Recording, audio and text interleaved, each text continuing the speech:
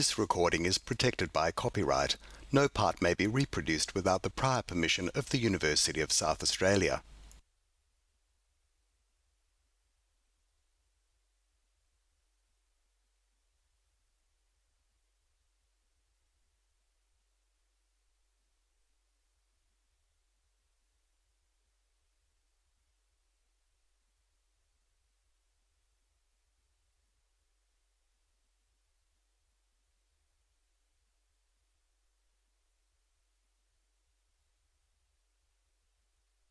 Good evening. My name is Jacinta Thompson and I'm the Executive Director and Events and Exhibitions Producer of the Bob Hawke Prime Ministerial Centre.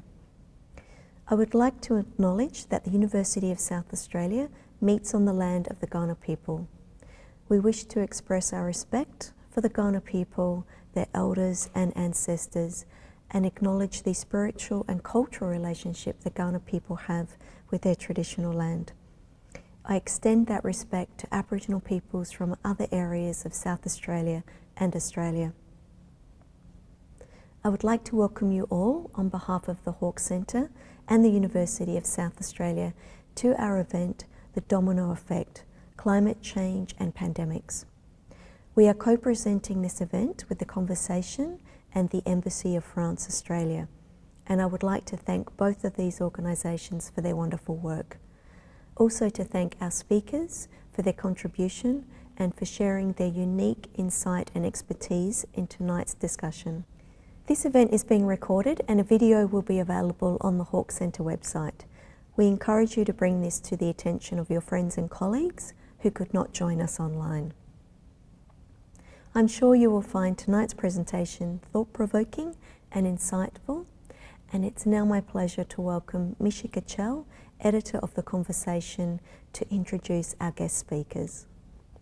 Today's discussion is looking at the links between COVID-19 and the climate and biodiversity crisis.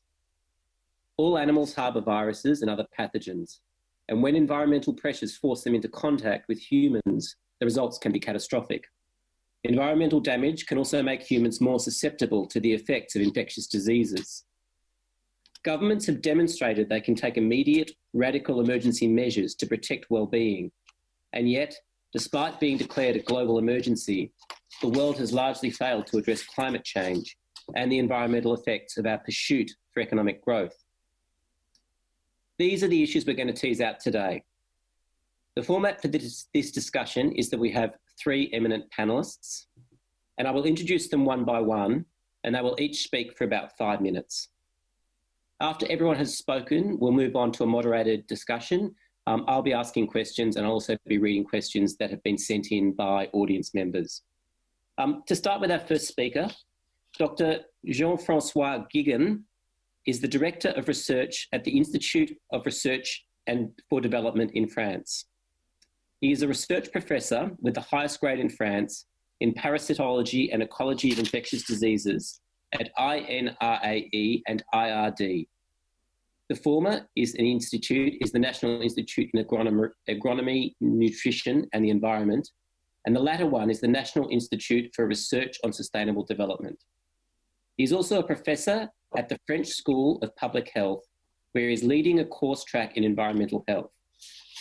For the past 20 years, he has been interested in the consequences of environmental changes, climate change, loss of biological diversity and habitat changes on infectious disease transmission and emerging diseases.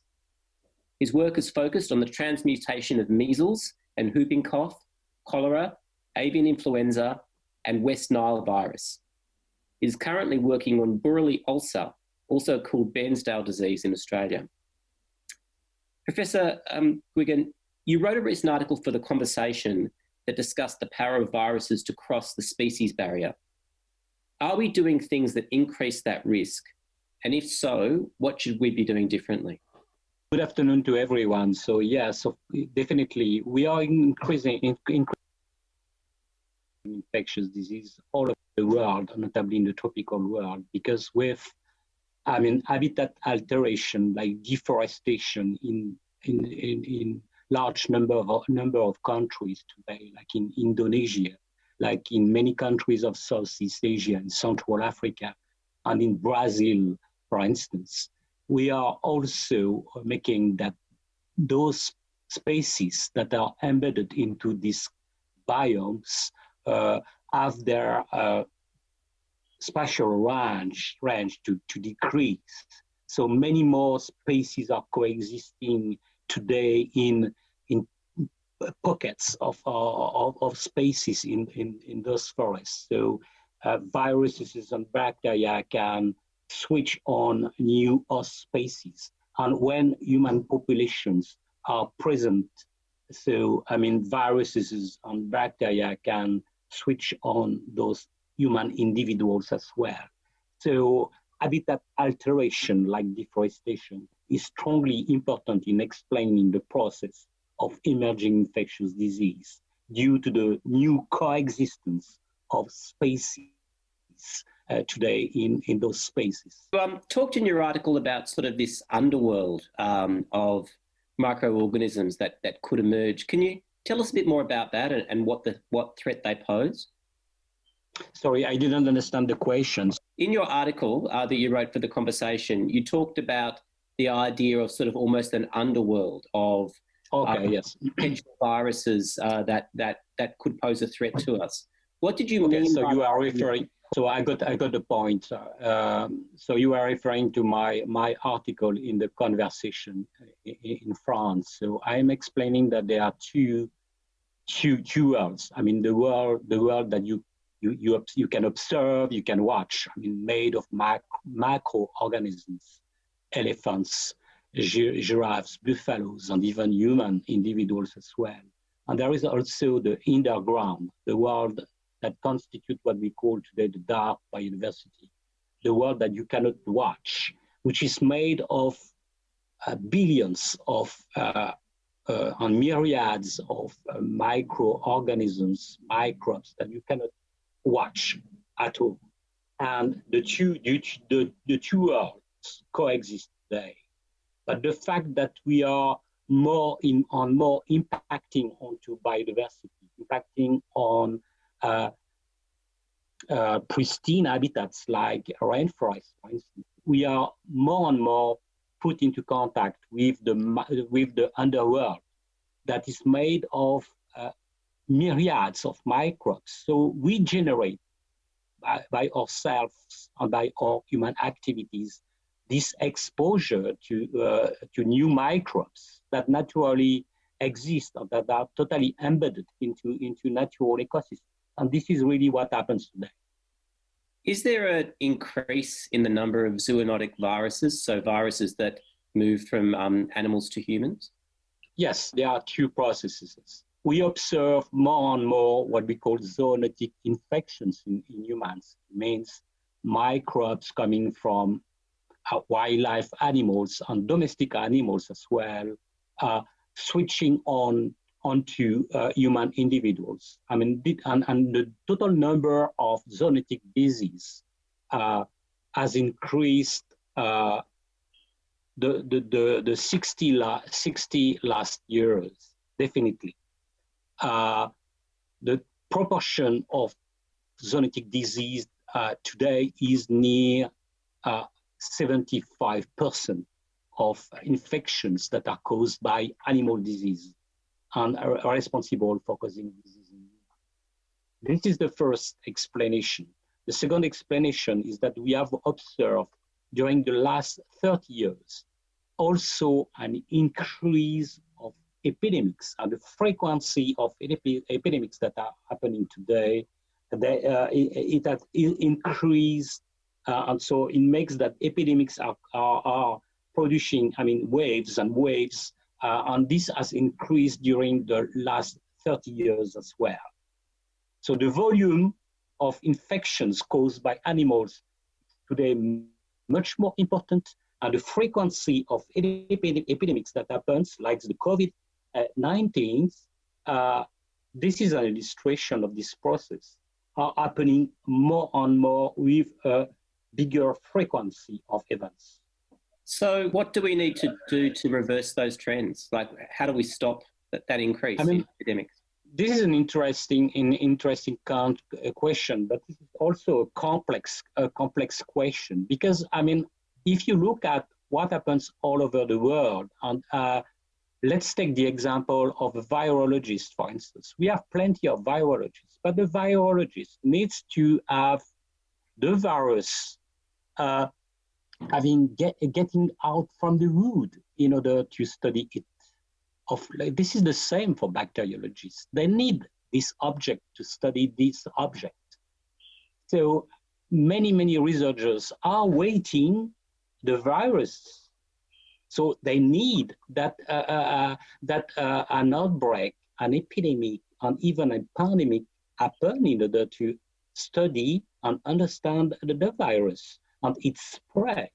So what we do need today is, instead to develop a downstream research approach, is to tackle the virus before it emerges somewhere. So we need to develop an upstream research approach in order to understand what happens in the different local conditions that generate this emerging infectious disease. And this is a huge concern today for research. Of course, for research, but for the human civilization today, because we need absolutely convert, the research from a downstream research approach to an upstream research approach, tackle the problem at its source. Okay, and part of that source that you've mentioned is the loss of habitat and biodiversity more generally. So you've got species sort of crammed into smaller spaces. Do you have any thoughts on what can actually be done about that? Oh yes, of course. Human activities, are always responsible for the genesis of infectious and parasitic disease. This is we as human individuals and human civilization, we generate and reproduce, and we produce the previous infectious disease and the current infectious disease, and we are producing through our activities like land use changes, for instance, deforestation for the development of agriculture on Erdene, for instance. We are producing these new infections. Let's take the example of the bacterium responsible for causing whooping cough. It is also called pertussis, which is a human infection, but it exists in human as well, a different species, but it produces quite the same disease. The bacterium that is responsible for causing this infection in animals and in humans is first a bacterium from the roots of some gramineae. And people contracted this bacterium with the first development of agriculture somewhere in Mesopotamia 8,000 years ago, when they started the development of agriculture. And this is the process that is today happening, but at a bigger scale. And it happens in tropical regions of the world because we are impacting onto these pristine natural biomes like the rainforest, for instance. So we are putting, human individuals, the farmers, for instance, into contact with the underworld through this process. So, the alteration of natural habitats, the alteration of biodiversity is a strong process in the genesis of these new infections through the development of agriculture, like the production of soybean in Brazil or palm oil tree in Indonesia, for instance. Yeah, so it sounds very much like to a large extent, it's our fault. We're sort of responsible for many of the circumstances that has caused the spread of these viruses.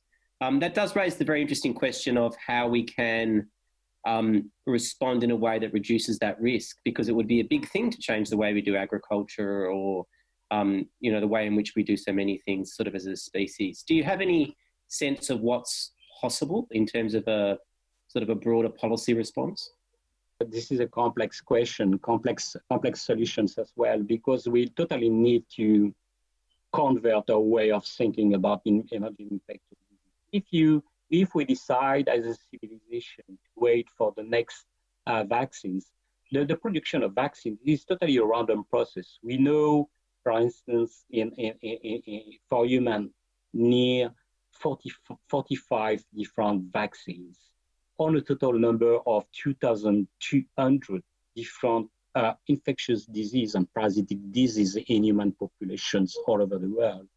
So if you calculate and make an estimation of the total success of production of vaccine, this is less than 2%. And nobody is explaining you the total massive number of errors that have been produced in order to succeed in the production of a vaccine. So, I mean, production of vaccine is totally a random process, in fact.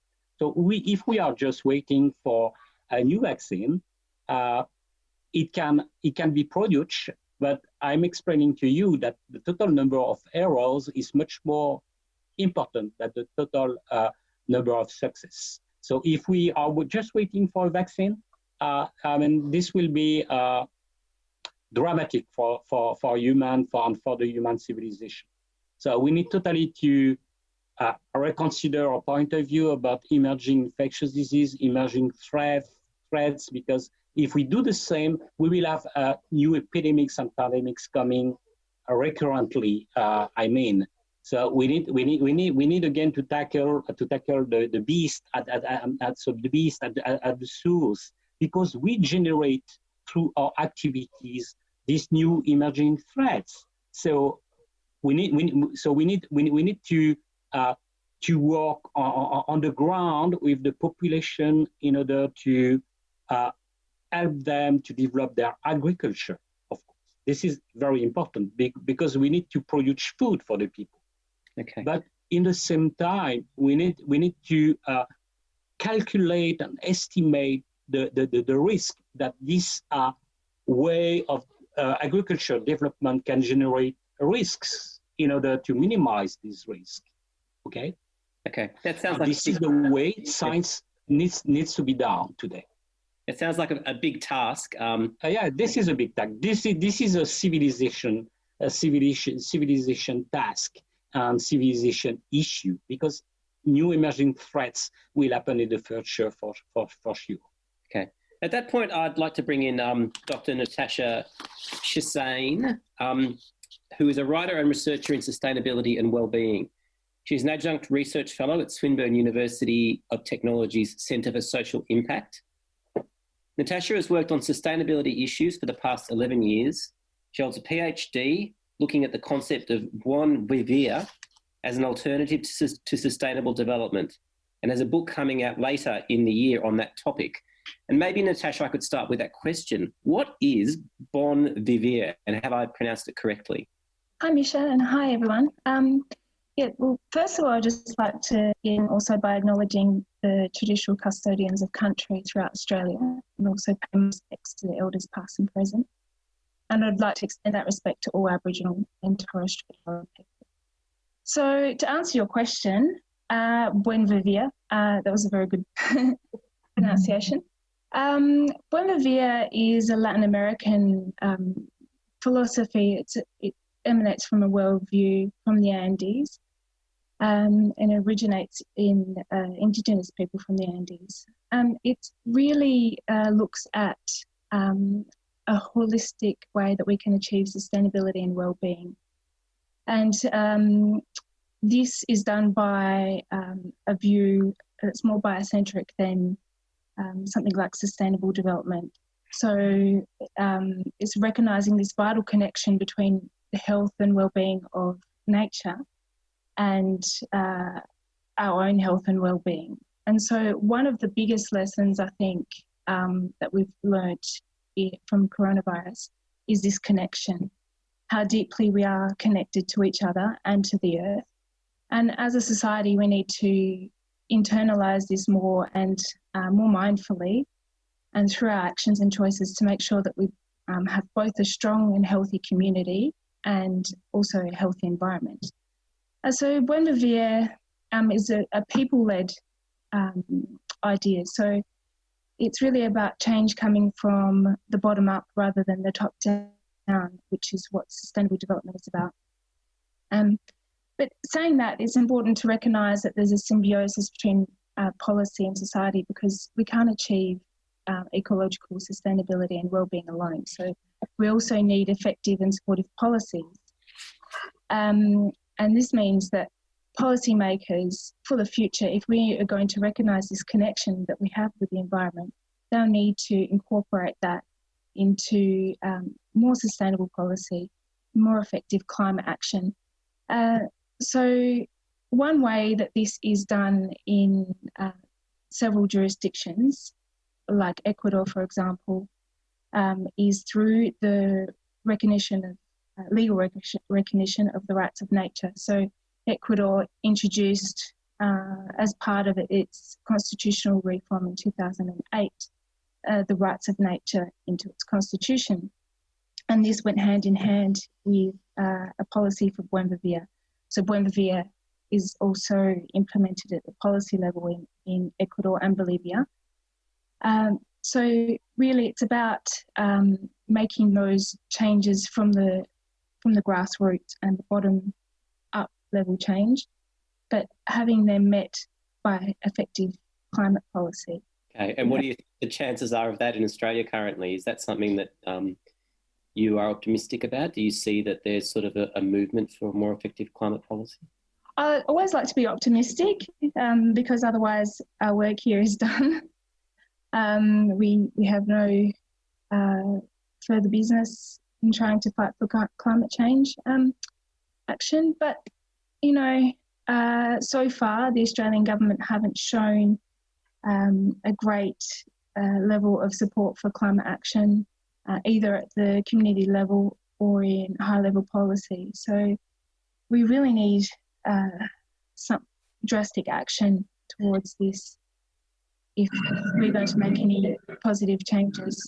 Many people have said that they think that the response to COVID-19 has represented sort of a paradigm shift in terms of the ways in which government and society are responding to expert evidence and dealing with very real threats that could be translated to some extent in the way that we deal with climate change.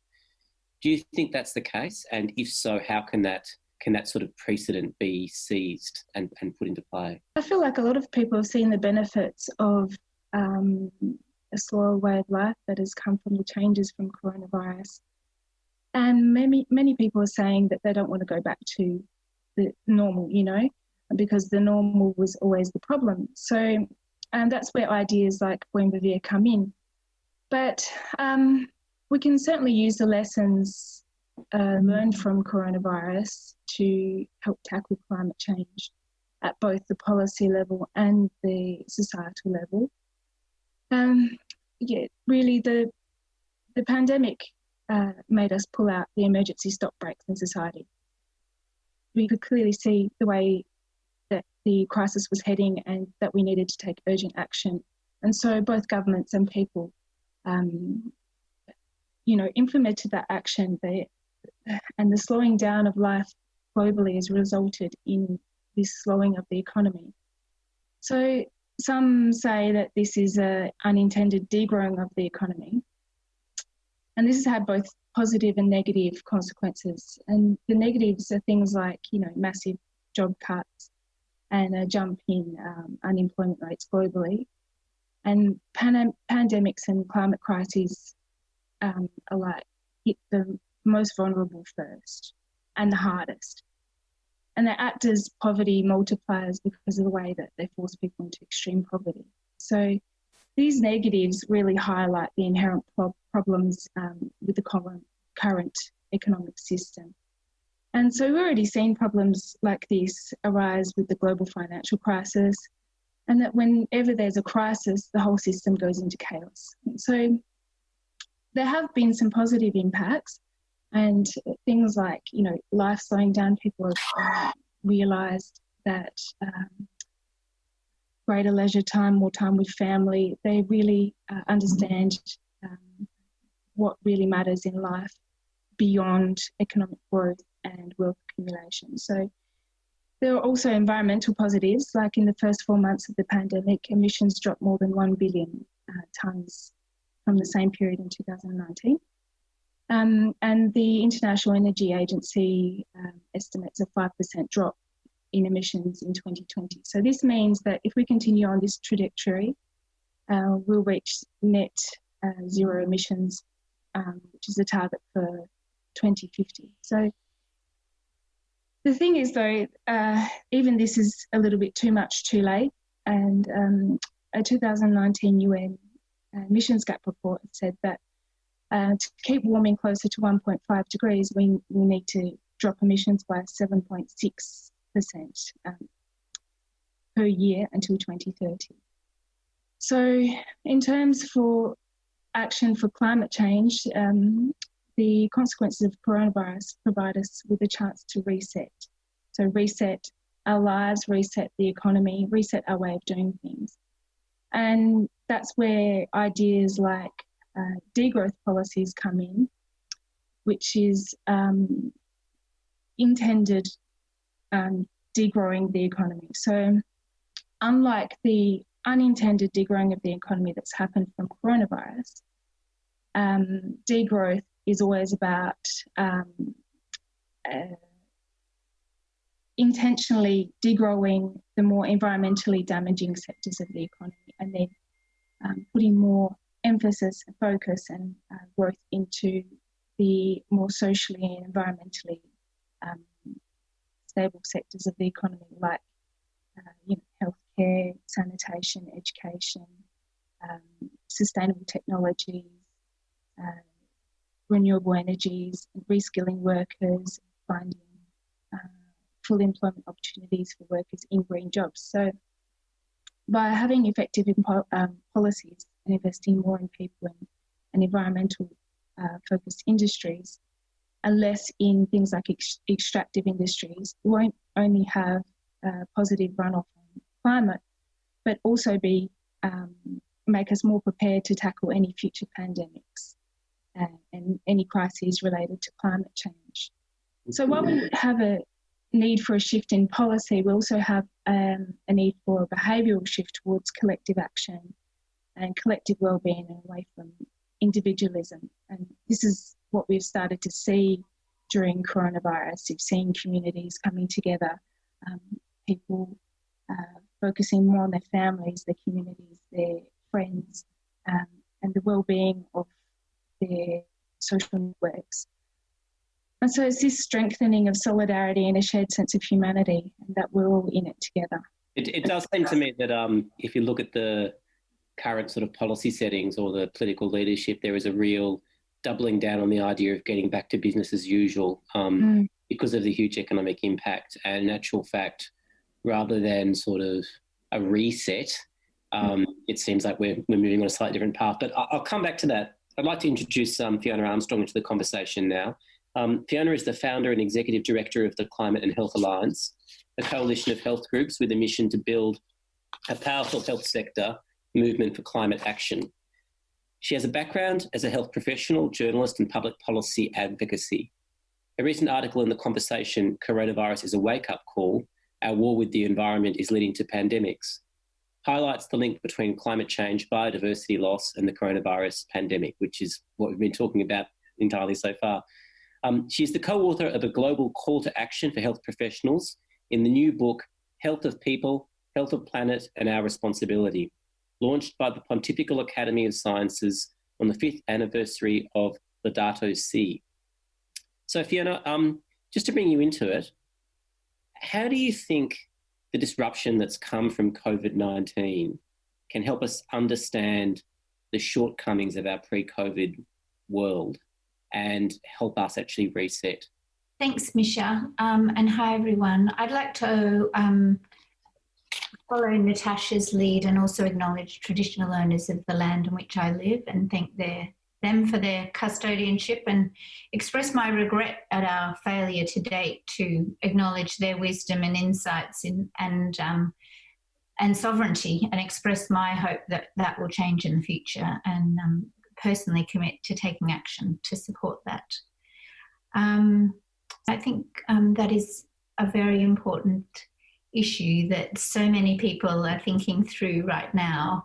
The notion of going back to normal or resetting to business as usual is really sending shivers down the spine of people around the world who are collectively working and fighting for climate action, knowing that we're going through simultaneous global emergencies, which are the COVID-19 pandemic and the climate crisis and the biodiversity crisis. So we simply can't ignore those underlying crises since they're interconnected. And if we continue to ignore them, they're only going to create larger problems in the future. So we must use the opportunity that's provided by this disruption to reset and head on a different course to restore the conditions that recognise the interconnectedness of our own health and well-being with that of, you know, the wider environment, and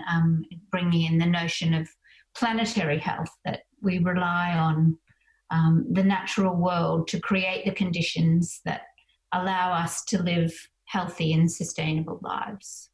So it is an opportunity to think about building back better, you know, is the kind of notion that lots of people are talking about. Beyond the hashtag, but really thinking deeply through what are the changes that we need to make economically, socially, culturally, to tackle the structural inequities that existed prior to the COVID pandemic, and to tackle the environmental and biodiversity crises that have contributed to the COVID pandemic. So disruption of this kind provides a unique moment for us to reflect on how we got here, and to use the opportunity of the lockdown that's still occurring in many parts of the world, or certainly the slowdown, that before we invest in the economic stimulus to try and help our economies recover, that we make sure that we're investing in ways that are going to enhance our resilience economically, environmentally, and socially in the future. So there's no room in our economic recovery measures that are going to plunge us further into crisis.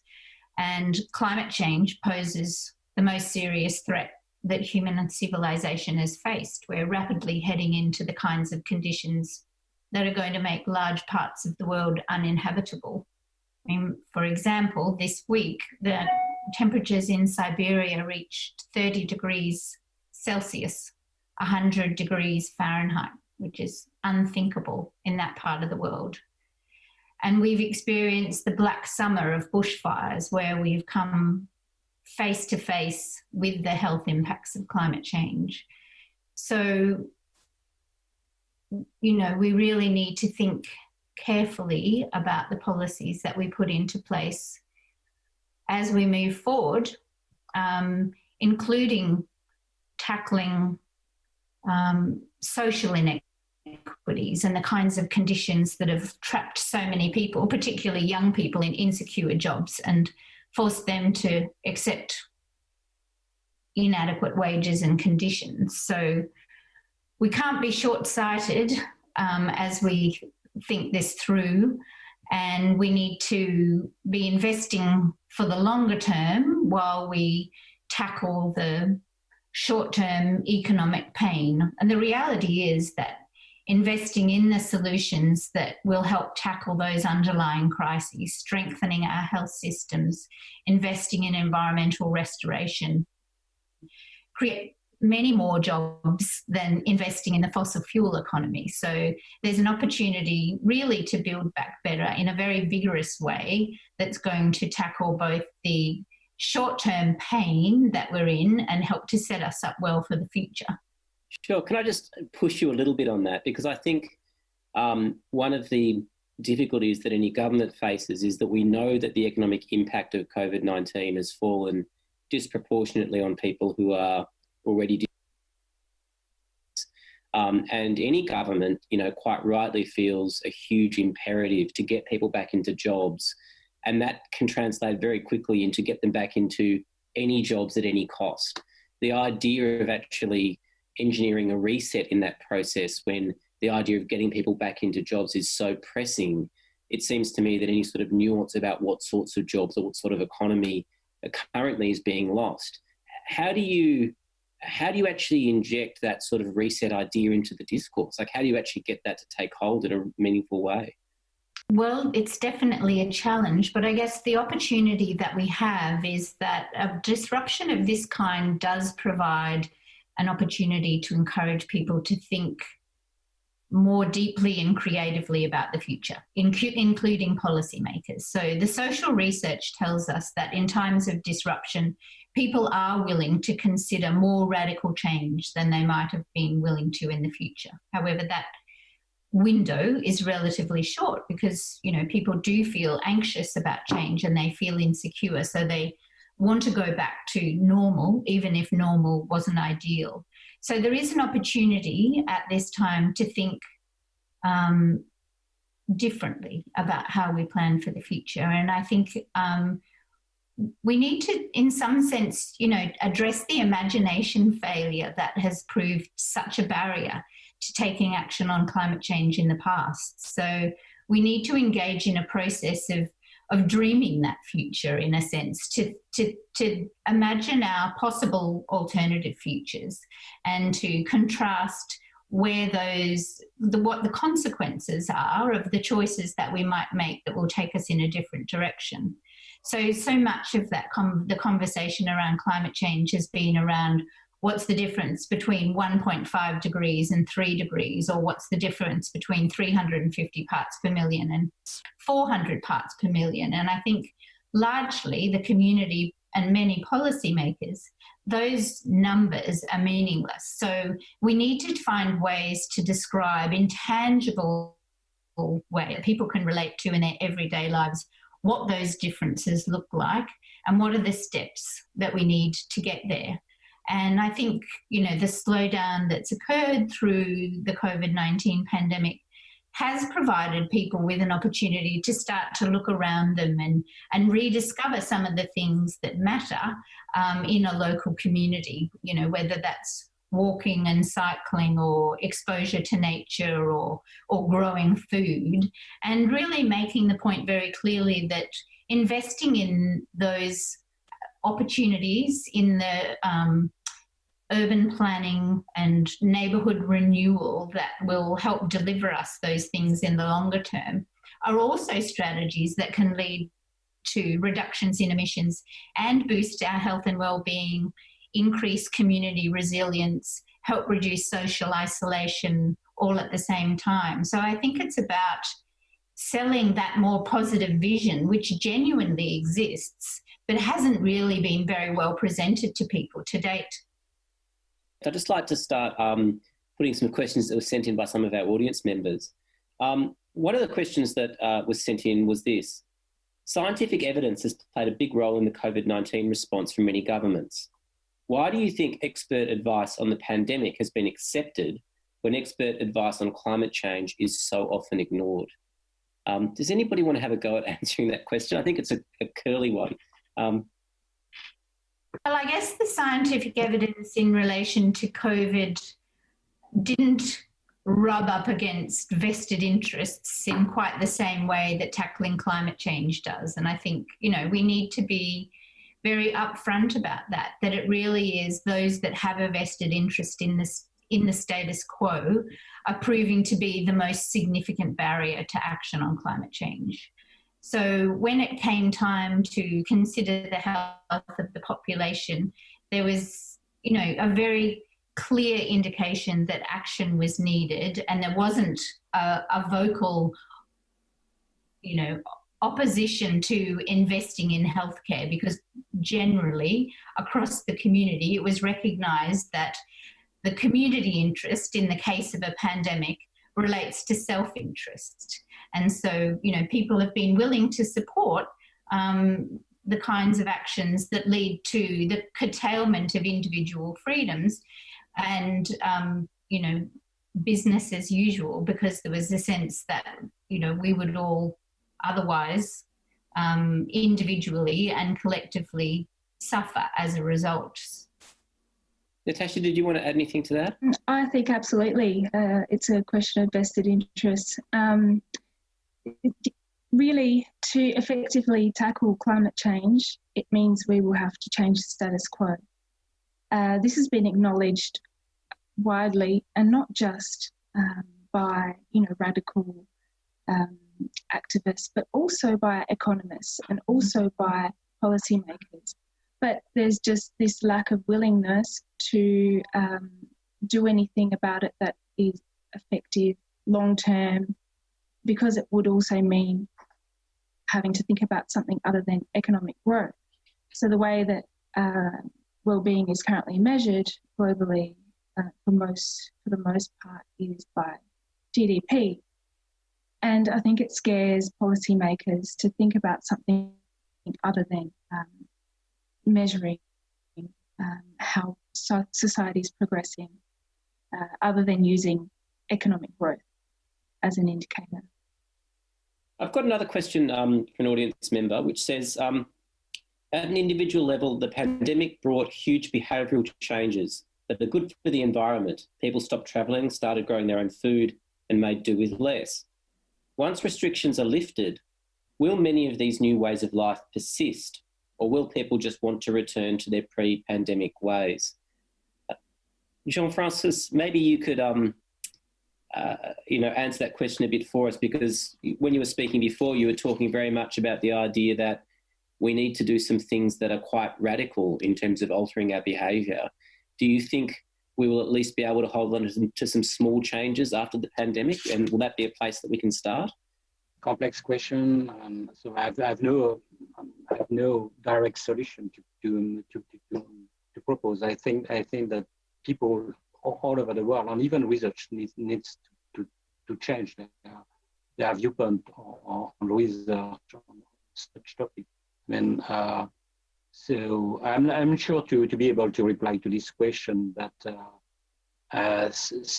evidence-based science today concerning COVID-19 doesn't show, the existence of relationship between climate change and COVID-19. There is nothing that is happening between climate change and COVID-19. The main driver of COVID-19 emergence spread is much more to see with illegal trade of bushmeat for pangolins. So the big problem we are facing today as science researchers on science is that we need to produce evidence-based research, and not to say that in this case climate change has something to see with the spread of COVID-19, because there is no demonstration at all. And we need to take care of that, because many researchers which have a much more mechanistic approach. So searching for the exact cause producing an effect. And this is what molecular biologists are doing. They are telling us, you are explaining things, but it looks like blah, blah, blah, because COVID-19 has nothing to do with climate change. So there is a disruption today inside science as well. Because between people who are looking for the exact cause of responsible for causing a consequence, and if you want to do that, you need to do experimentation, and you can develop experimentation at the lab and only in the laboratory. Okay, so you reduce the temporal and spatial scales of your studies. Okay. And the problem that are happening today are global threats, global problems, and you cannot put the planet and its problems today into the lab in order to study it. So there is a big schism. Do you say this in English? Schism. Yeah. Yeah. Between inside science as well. So. For me, this is a very important moment as for science as well. Yeah. Okay.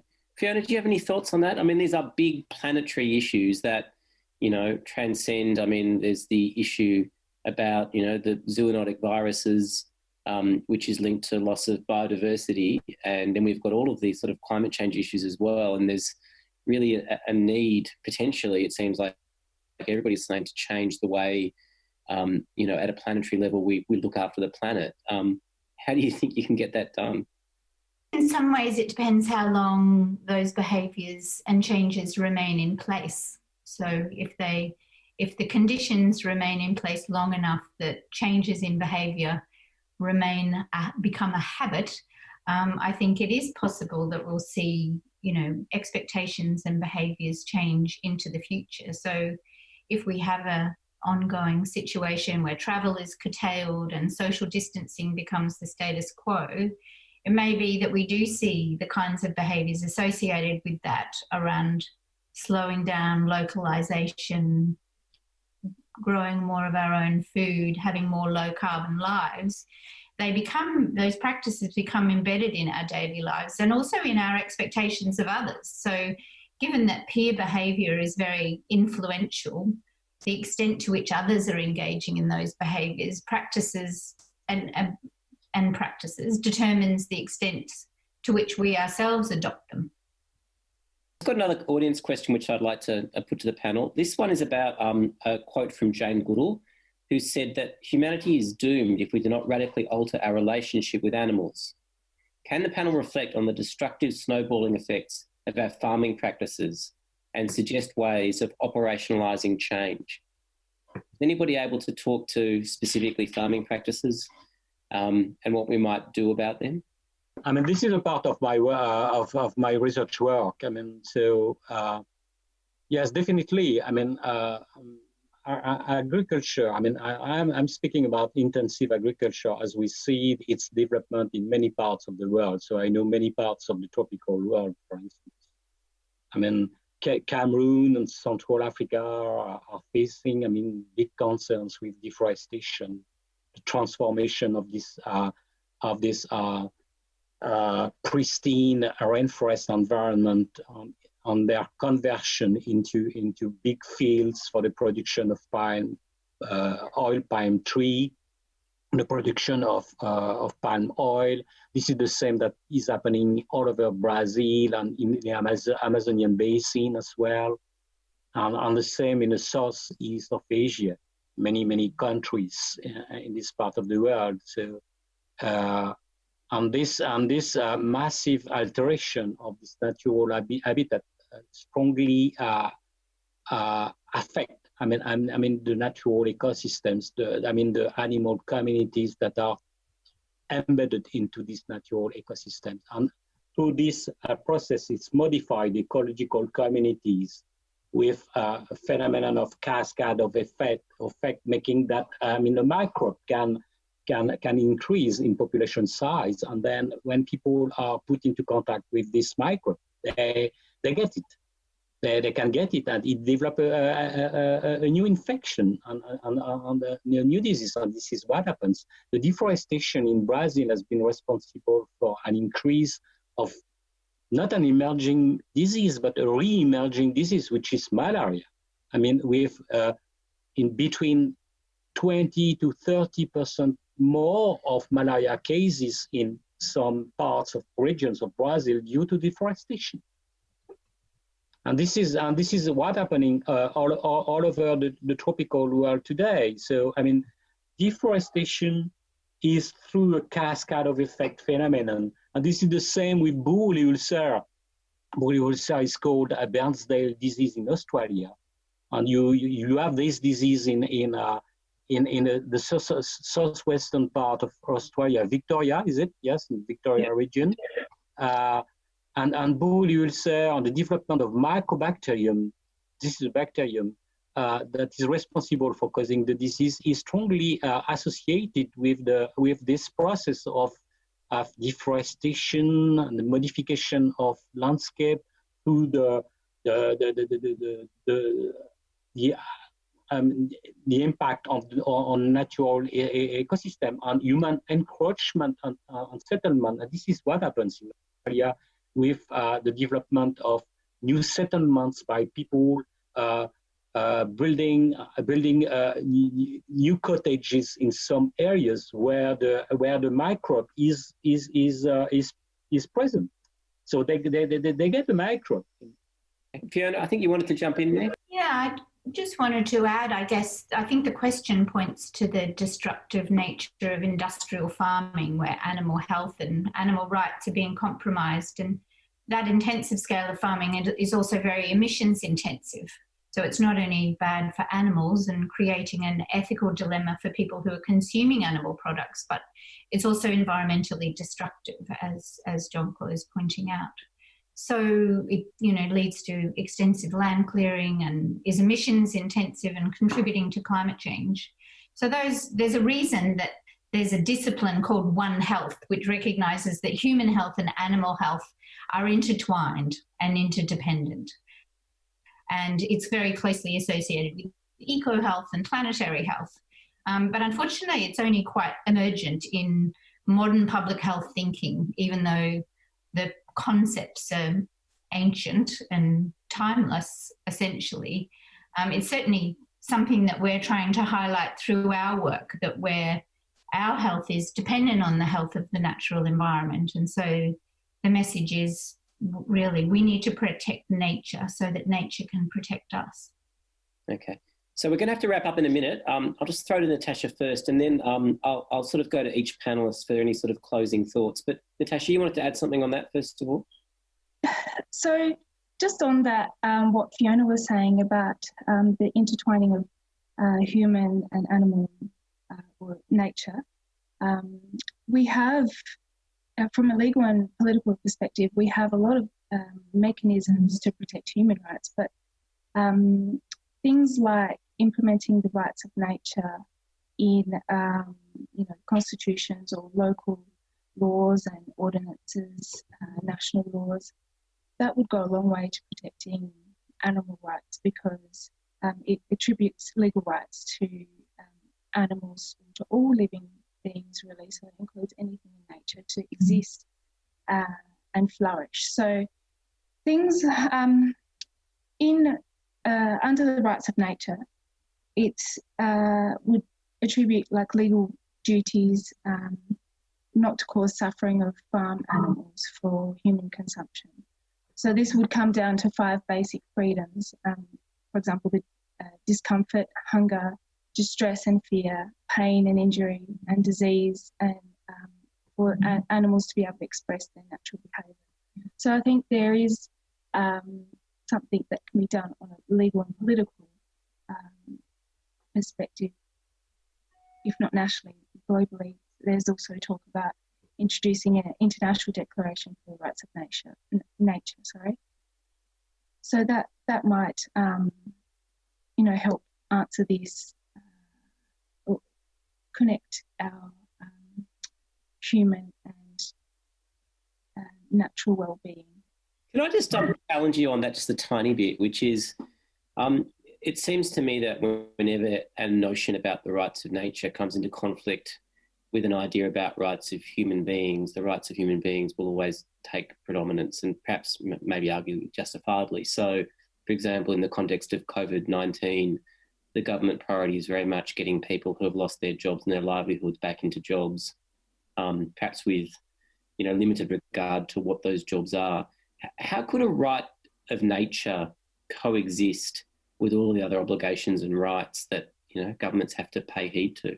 Well, it's not about either or. It's about recognising that nature has the right to exist and to flourish. So that when you think about things like extractivism, that means, of course, governments will argue that extractive policies are necessary for economic growth, so that goes towards human well-being.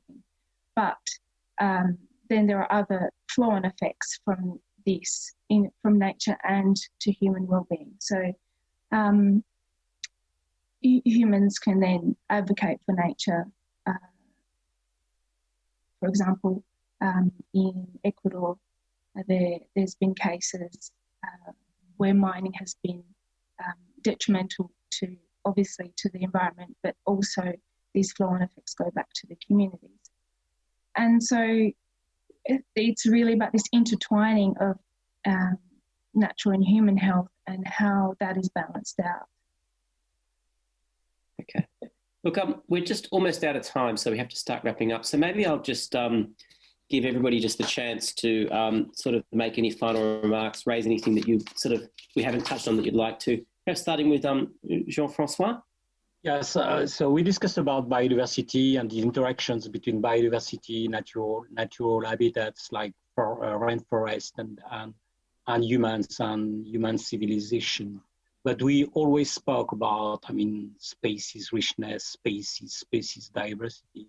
But we need to consider the genetic background of these species as well, and notably those that we produce as crops, gramineas, and the domestic animals. Let's take the example of what happens, and I'm quite sure that this happens in Australia as well and all over the world, is that people are eating upon 6 to 7 different gramineas in France.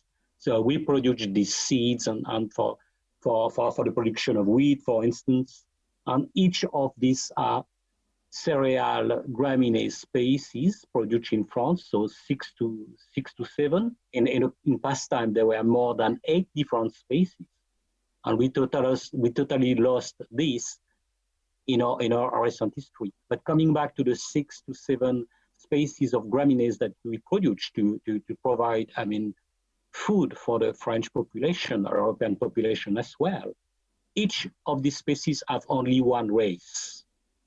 Okay, so making that if this race of gramineae produced in France is facing a big threat, like a virus circulating around, because these plants are also susceptible to viruses, bacteria, and fungi as well. If one individual is susceptible to this virus, all the fields will be susceptible to these threats, because we totally eroded the genetic background of the species that we produce. So we need to take care of this, because famines will come in the near future. So we need to reconstruct and reconsider these genetic backgrounds of the vegetable, the graminease, and even the animal races that we use as domestic stock, for instance. This is strongly important. Let's take the example of what happens in Africa today. There is only one race or variety. We say variety for plants, a variety of rice. Only one. 30 years ago in Senegal, you were able to find 130 different varieties of rice, and each one were totally adapted to the context, to the environment, to the climate, to the absence of rainfall, etc., etc., etc. And today there is only one. And the seed is a production coming from Thailand. But today what happens is that they are suffering a lot from a virus, destroying all the rice field culture in Western and Central Africa. So you can imagine the big problem that will happen in the near future. So the genetic background is a way, a good way in agriculture to reintroduce resilience to these new threats. And this is very important to consider, instead of looking and trying to, through technological processes, to try to reconstruct some vegetable and even animals that could be adapted to this new context. Fiona, do you have any final thoughts?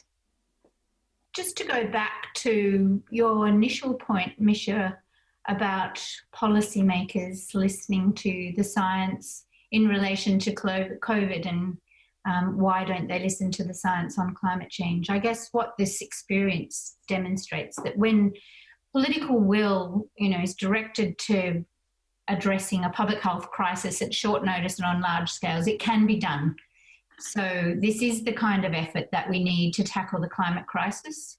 And my hope is that, given that there's an overwhelming chorus of calls that the pandemic's our opportunity to build back better by investing in the kinds of policies that mean that we also tackle the climate crisis.